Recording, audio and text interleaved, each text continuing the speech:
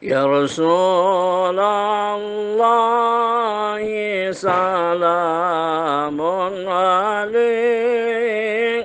يا رفيع الشان يا رفيع الشان يا رفيع الشان والدرج.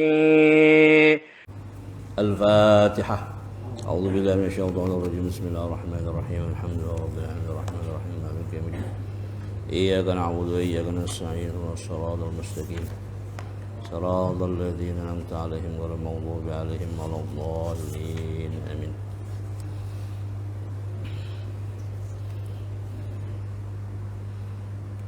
بسم الله الرحمن الرحيم.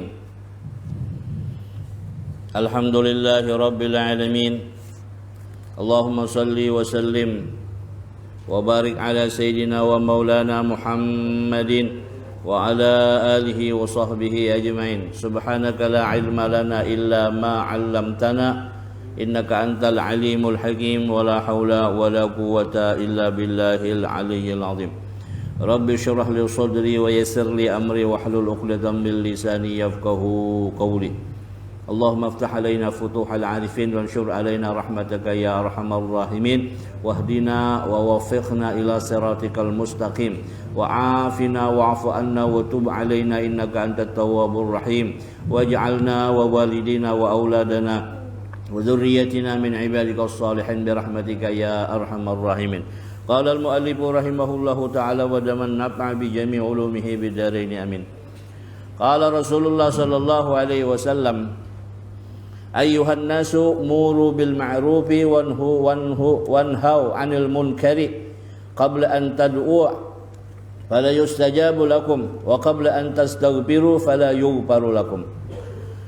Jamaah sekalian yang dirahmati oleh Allah Subhanahu wa taala, alhamdulillah kembali dengan izin Allah Subhanahu wa taala kita melanjutkan daripada amaliyah rutin kita yaitu pembacaan Ratibul Atas yang dilanjutkan sama-sama niat kita seberataan yaitu niat talabul ilmi. Mudah-mudahan Allah Subhanahu wa taala dengan berkat pembacaan Ratibul Atas karamah Al-Habib Umar bin Abdurrahman Atas Allah taala mengampuni dosa dan kesalahan kita dan mudah-mudahan diberi keberkahan kepada kita dunia dan akhirat amin ya rabbal alamin.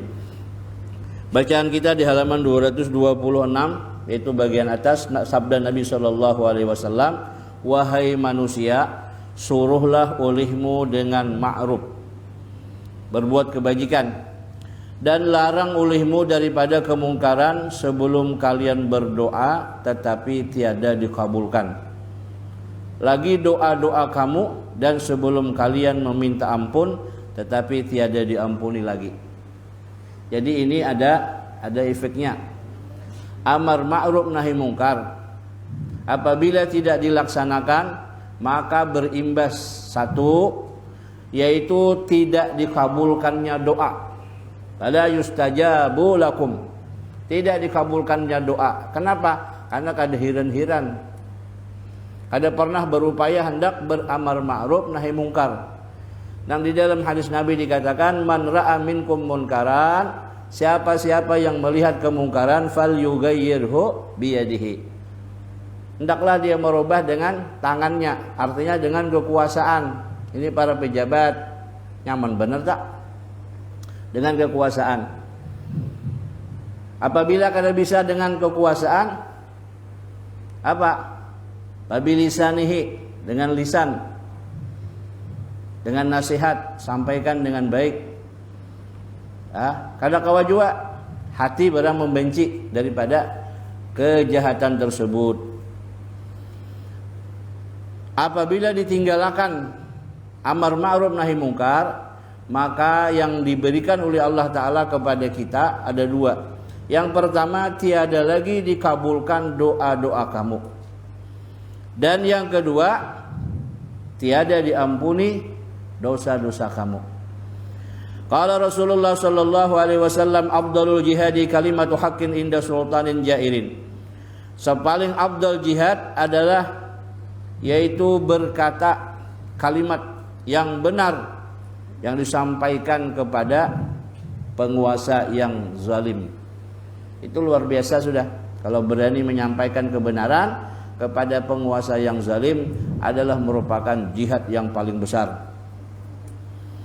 Dan sabda Nabi sallallahu alaihi wasallam, "Ma min rajulin yakunu fi qaumin ya'malu fihim bil ma'asi yaqdiruna ala ay yughayyiru alaihi wa la yughayyiruna illa asabahumullahu minhu bi'iqabin qabla ay yamutu." Rawahu Abu Daud. Yang artinya, tiada daripada seorang laki-laki berada di suatu kaum yang memperbuat maksiat dan ia kuasa untuk merubahnya, tetapi tiada merubahnya kecuali menimpakan Allah Ta'ala kepada mereka dengan siksa sebelum mereka mati. Nah, di sini kita artinya apa? Setiap tingkah laku kita, perbuatan kita dalam hal bentuk kemaksiatan, maka itu akan berimbas kepada siapa saja yang melihat tetapi tidak ada upaya untuk menagur. Nah, cuman di zaman sekarang ini kita hendak menagur ngalih banar. Jawabannya itu menyakitkan. Apa aja yang menyakitkan? Apa urusan aku? Nah, ini namanya apa, liberal kah? Hidup sudah seperti itu. Kada boleh. Kita itu tetap ada upaya, harus dianjurkan di agama saling menegur apabila ada kemungkaran-kemungkaran, tetapi tegurlah dengan arif dan bijaksana. Nah, kita berhati-hati menagur juga. Jangan sampai ada kebencian dan penghinaan. Bila kita ada upaya penghinaan, maka kita tidak akan mati sebelum labuh melakukan dosa yang sama. Jadi kita hendak menagur tuh tata hati bujur-bujur, nang ujar guru sekumpul napa? Muha boleh habang, boleh merah, tapi hati tetap mendoakan mudahan dapat hidayah, mudahan dapat hidayah. Nah, permasalahan di kita ini, kita kada bijaksana. Mun sarik bujur-bujur, muha habang hati merangut. Ya mudah-mudahan ini kawalah. Nah, harus bijaksana. Kenapa? Karena kita ini berhadapan dengan rukun iman, yaitu percaya kepada qada dan qadar. Qadar baik dan buruk datang dari Allah Ta'ala. Bismillah walhamdulillah wal khairu wasyarru bimasyiatillah. Nah, ini kita harus mengerti batasan kita. Artinya apa? Ketika kita membenci kemaksiatan, silahkan benci, tapi jangan sampai melimpati batas. Maksudnya apa? Melimpati batas di sini artinya membenci semuanya, dibenci sampai takdir Allah Ta'ala pun dibenci. Nah, itu yang kada salahnya. Jadi ujar guru Sukri Bahari, ini sin orang mencuri nih, kan kejahatan itu, maksiat itu. Nah, kita melihat, kita wajib membenci gawiannya itu. Kita wajib membenci gawiannya itu. Terhadap takdir Allah Ta'ala yang sudah ditetapkan, itu hak prioritas Allah Ta'ala dan kita ridha, wajib menerima. Tapi nang kita kada bisa terima itu apanya? Upaya si pencuri ini menyusun rencana itu yang kita kada boleh. Nah, ya nang bahasa nang mudah dipahami lawan kita tuh, aku abahnya kada benci kada lawan pian, cuman benci lawan kelakuan pian tuh aja. Nah itu maksudnya seperti itu. Ada kada benci kada lawan pian, cuman benci lawan kelakuan pian. Nah, si usaha nang upaya si pencuri menyusun rencana kena malam kena jam ini berjalan, pas sampai waktunya dia berjalan. Itu yang kita benci. Terhadap takdir Allah Ta'ala di alam sana azali, tetap kada bisa kita. Itu adalah merupakan batas yang kada boleh kita labrak. Kalau pang benci semuanya termasuk membenci takdir Allah Ta'ala, nah itu salah juga kita. Jadi beramar ma'ruf nahi mungkar. Makanya ngalih benar, ngalih dalam arti kondisikan hati betul-betul netral. Kita tuh misal nih ada orang melanggar aturan norma sosial. Anak orang tuh misalnya kan, kalau kita nih menggerebek. Nah, kita menggerebek nih hati-hati. tendensinya bila ada kebencian yang berlebihan, ingat ya, to anak kita labuh kena. Nauzubillah. Jadi harus betul-betul bisa mengontrol. Nah, paling aman tadi apa? Doa akan mudahan ini dapat hidayah, dapat petunjuk, dapat taubat, ampih menggawi nang kada bagus. Baca akan ratibul haddad. Labuhi situ ratibul haddad. Apa? Ya qawiyyu ya matin ikbi syarraz zalimin. Wahai Allah Ta'ala yang maha kuat, yang maha kokoh, mohon ya Allah ampihakan kezaliman orang tu. Jadi orang nang berbuat zalim ni kada sakit, tapi kezalimannya ampih. Nah, Bapak Ibu jamaah sekalian yang dirahmati oleh Allah Subhanahu wa taala.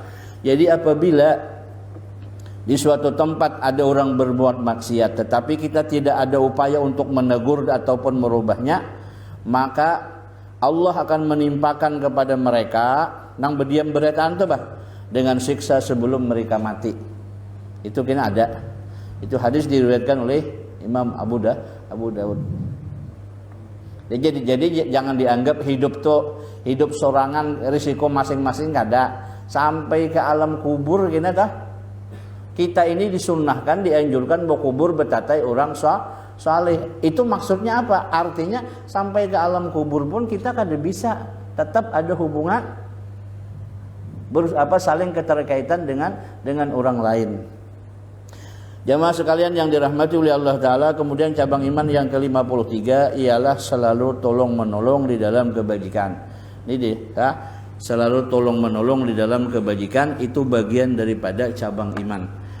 Cabang iman yang ke-53 ialah salah satu selalu tolong menolong di dalam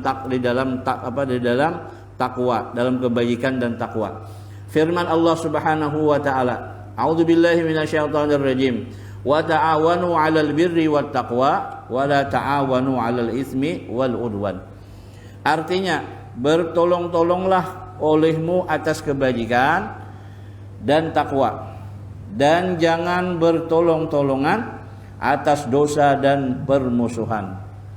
Jadi ini ayat memerintahkan kepada kita, kandungan isinya adalah supaya kita selalu tolong menolong dalam kebaikan dan takwa, dan larangan kita saling tolong menolong di dalam perbuatan dosa dan maksiat. Tetapi fakta di lapangan kebanyakannya kalau urusan kebaikan ngalih benar ya. Tapi urusan kejahatan uji bahasa sungai memperapas dulu guys. Yang mudah-mudahan kita diberi petunjuk hidayah oleh Allah Ta'ala. Urusan kebaikan mudah-mudahan kita selalu saling tolong menolong di dalam kebaikan tersebut. Dan sabda Nabi sallallahu alaihi wasallam, man masya fi auni akhihi wa manfaatihi falahu sawabul mujahidin fi sabilillah. Barang siapa berjalan untuk menolongi saudaranya dan mengambil manfaatnya, maka baginya pahala seperti orang yang berjuang di jalan Allah Ta'ala. Kita membantu orang nih. Kita membantu orang, menolongi orang. Apakah itu dengan tenaga kah? Dengan harta benda kah? Atau pemikiran kah? Kita bantu orang, maka nilai yang didapat adalah seperti berjuang di jalan Allah Subhanahu wa taala. Dan sabda Nabi sallallahu alaihi wasallam, man agasa malhufan kataballahu lahu salasan wa sab'ina hasanatan wahidatan minha yuslihu biha akhiratahu wa dunyahu wal baqi ad-darajat. Artinya barang siapa menolong orang yang kesusahan, ada orang kesusahan ditolonginya, maka menulis Allah Ta'ala, menetapkan Allah Ta'ala baginya padanya itu berapa? Salasan wa sab'ina, 73 kebajikan. 73 kebajikan. Dan satu diantaranya untuk kemaslahatan dunia dan akhiratnya.